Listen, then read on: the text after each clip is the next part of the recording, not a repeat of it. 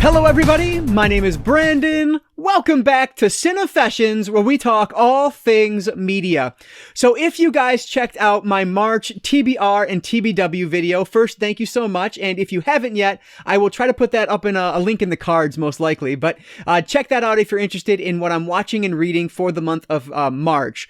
But in that video, I did talk about the fact that I was wanting to do a separate rank and review video on my February TBW. And so that's what I'm going to do today. I'm going to talk about Bonnie and Clyde, Jay and Silent Bob Reboot, Flash Gordon, and X-Men. I'm going to rank them in terms of my least favorite to my most favorite, and then give some general thoughts on each of them. So hopefully this video won't be too terribly long. I just thought it would be better to split this off from my normal TBR, TBW video like I normally do, to make it stand alone a little bit. So there is some additional review content on the channel here. So if you guys are excited about this video, please give it a like down below. That really does help me out, all that engagement. But with that said, let's not waste any more time at all, guys. Let's dive right in so I can rank and review my February TBW list.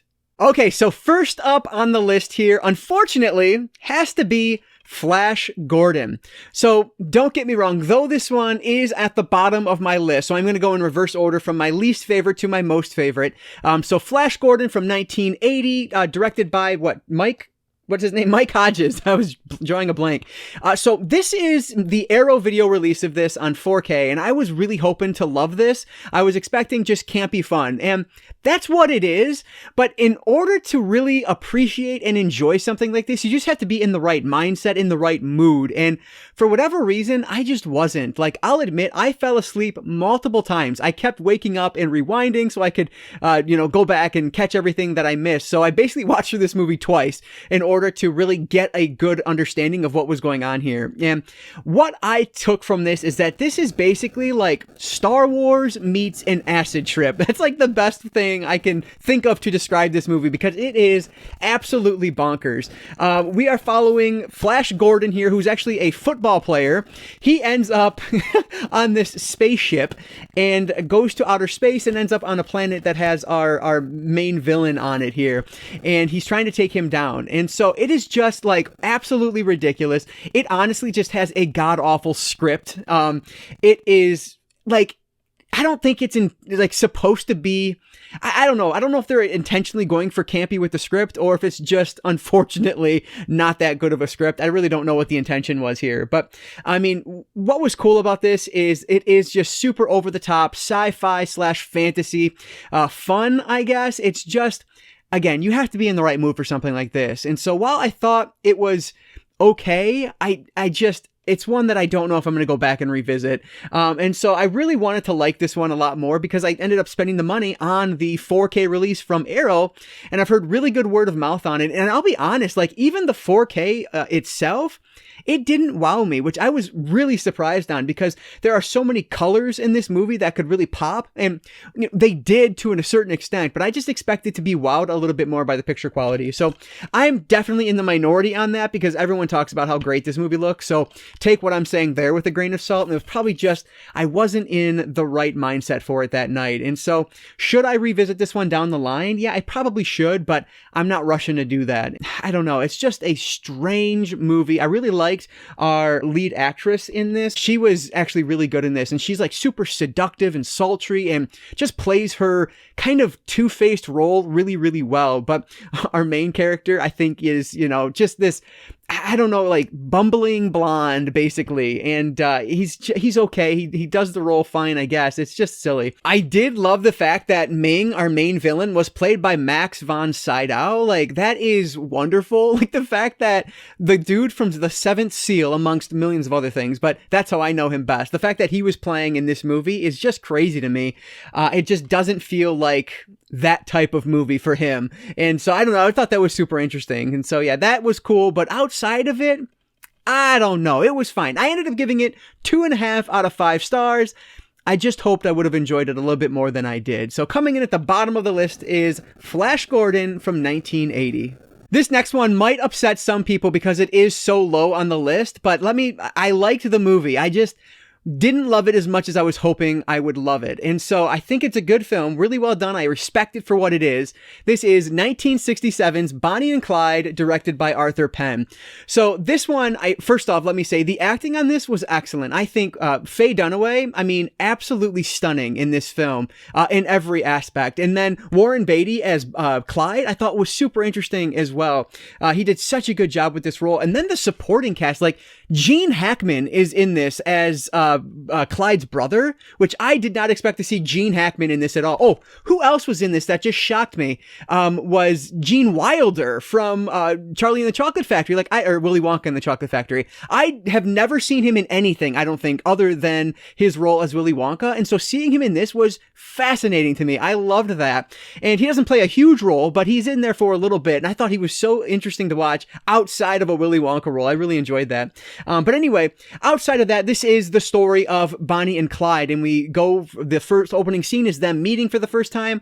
Actually, Clyde is trying to steal Bonnie's mother's car, I believe, is the car he's trying to steal, and they hit it off right away, and she basically runs away with him after knowing him for a very short amount of time, and they start robbing banks together, and violence ensues from that, and then eventually we go all the way until their demise at the end, when they went out in a blaze of not glory, but a blaze of bullets, I guess I'll say. So yeah, this was, like I said, I definitely respect it for what it was, but my biggest problem with this was that I just wasn't really connecting with the characters as much as I think the screenwriter and the director were trying to get me to. They are really romanticizing the story of Bonnie and Clyde. And I think the point of that is to make them more relatable characters, to make you feel for them.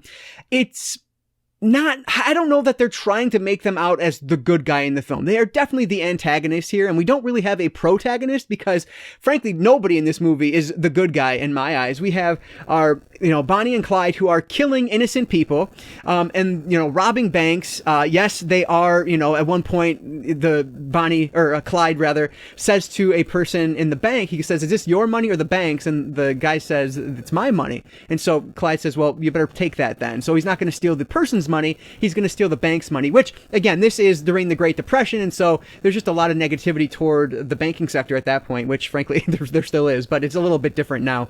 And so they're not good people. Yes, they can do good things, but they are not good people, and they're choosing to take this life, or this path of crime, rather than getting a regular job.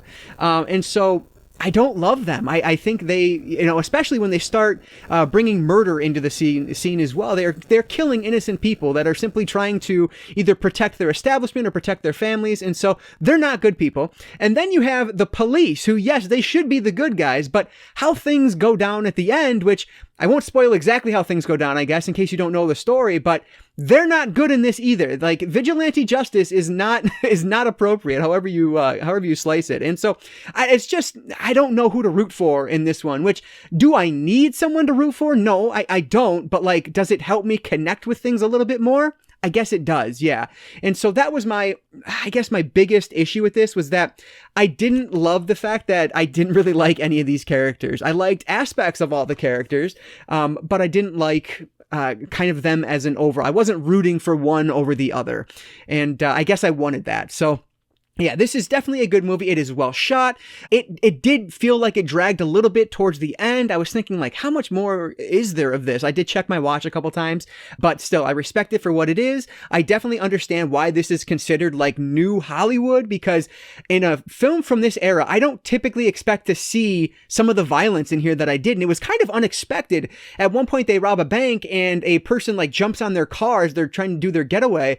And it's just, boom, shot right through the head of, right through the glass and right through the individual's head. And it's like, whoa, that was completely unexpected. And then that violence kind of happens again, a little bit unexpectedly as the film goes on.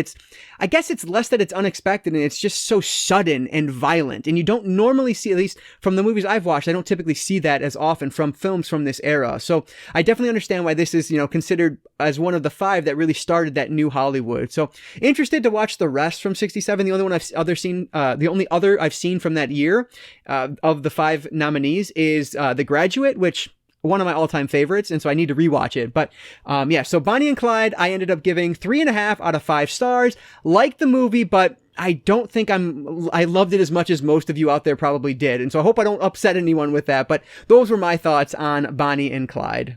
Number 2 on the list here is gotta be X-Men from 2000, directed by Bryan Singer. And let that just sink in for a second. This movie came out almost 22 years ago. Like, when that fact hit me, I was dumbfounded for a few minutes. I cannot believe that this movie is 22 years old. It just goes to show how old I am. But this, of course, is the first big, I guess it's like the first big X-Men movie. I don't know if there were any others before this one, but you have a very young looking Hugh Jackman in here as our main character as Wolverine. It's just so funny seeing these characters look so young compared to where they are in like some of the more recent films. And I love it because it's going back to the beginning. And this I liked the first time I saw it, but I think I appreciated it.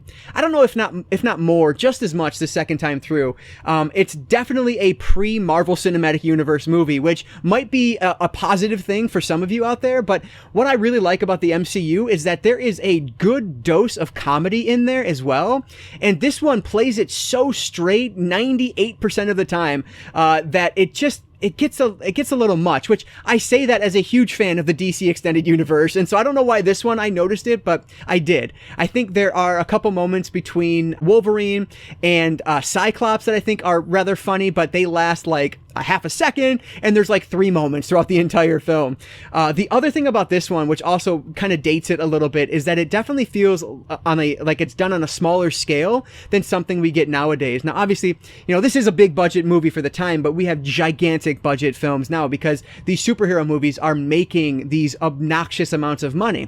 And back here, it wasn't as known how well this was going to do, obviously. So yeah, like I definitely, outside of the money aspect on the scale, it just what the villain is trying to do, it felt a little bit lesser.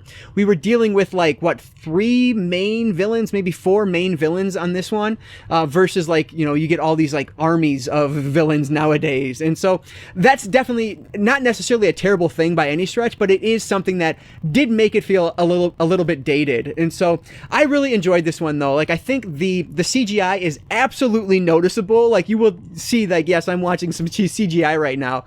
But even that said, I think it holds up relatively well for a film that is 22 years old, which still is insane to me. So yeah, I really enjoyed this movie, and I'm glad I rewatched it, even though I wasn't really excited about watching this one again because I just didn't remember much about it. And frankly, watching through it for the first half of the film, I thought, man, did I ever actually see this before?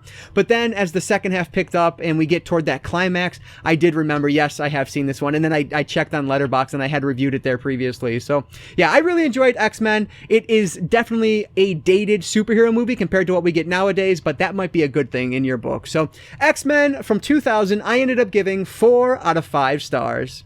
And let me, you know what, did I say that? Let me just mention, the fact that I gave Bonnie and Clyde 3.5 and X-Men 4, is X-Men a better movie than Bonnie and Clyde?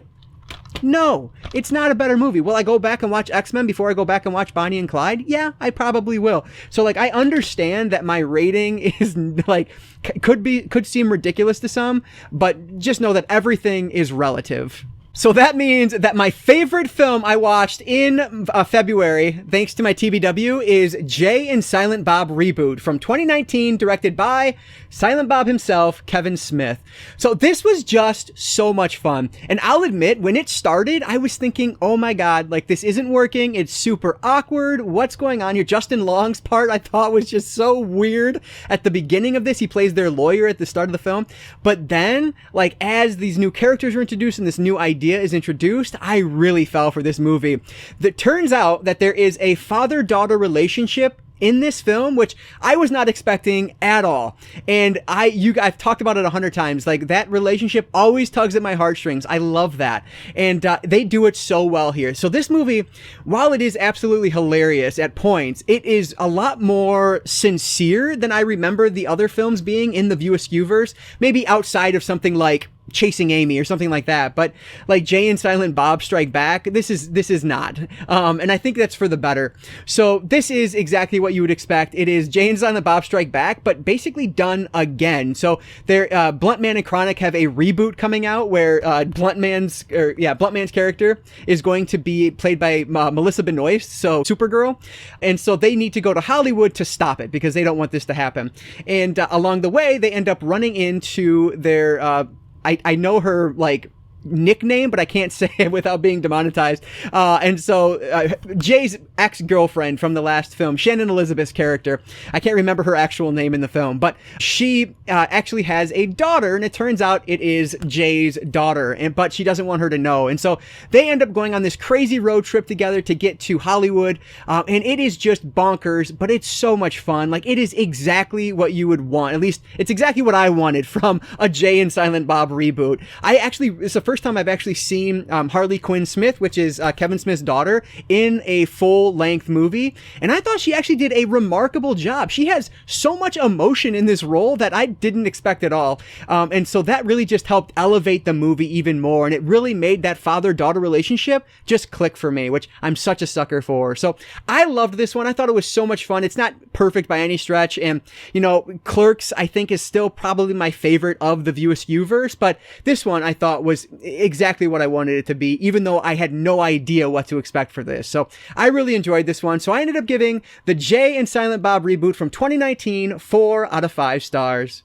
All right, so those were my thoughts on my TBR list from February. Jay and Silent Bob reboot 4 stars, X-Men 4 stars, Bonnie and Clyde 3.5 stars, and Flash Gordon 2.5 stars. So I want to hear from you guys down in the comments below. What are your thoughts on these 4 movies? What did I get right? What did I get wrong? What would you rank them as if you've seen all 4 of these? I would love to hear what your thoughts are down in the comments below. So thank you guys so much for that support down there. And like I said, check out my March TBR and TBW video to see what 3 movies I have on my list for the month of March. And I will mention I do watch other movies, obviously, and other things, but for these videos, I want to stick to my TBW list just to kind of tie those things together. So let me know your thoughts down in the comments below, but that's going to do it for today, guys. So if you did enjoy this one, please give it a like down below. That engagement, it really does help me out. So thanks so much for all of your support. And like I always say, I don't just talk movies, I talk all things media. Be it books, movies, video games, graphic novels, manga. If it's media related, I'm interested in it. And so if you are too, you might consider subscribing. All right, guys, so that is going to do it for today. I just want to say thank you all so much for watching, and I want to encourage you to consume some media today. I'll catch you next time.